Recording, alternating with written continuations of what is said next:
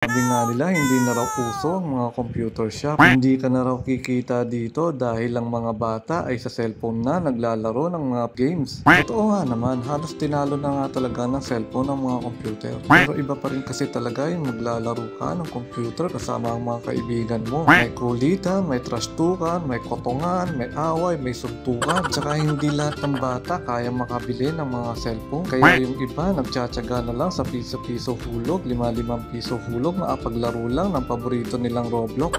Huwag nyo rin mamaliitin ang mga ganitong business dahil hindi rin basta-basta ang puhunan neto. Medyo matagal talaga ang balik pero sulit naman. Ito lang din pambayad ng mga bills ng utang at pagkain araw-araw. Huwag mo din kasing isipin na kikita ka kaagad sa ganitong business. Enjoyin mo lang yung ganitong business at hindi mo mamamalayan na kumikita ka na pala ng malaki.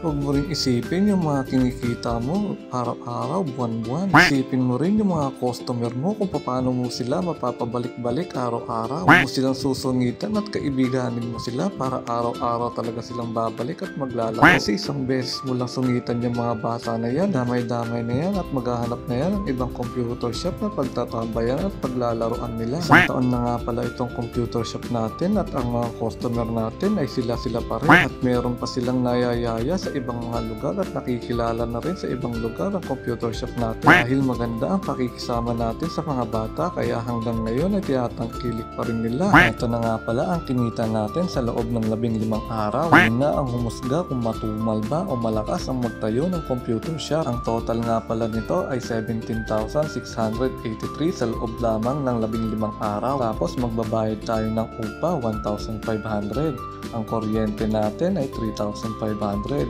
Ang internet natin ay 1,500. Lumakas na nga yung ulan kaya hanggang dito na lang ang video natin. Maririnig na kasi ang patak ng ulan sa labas.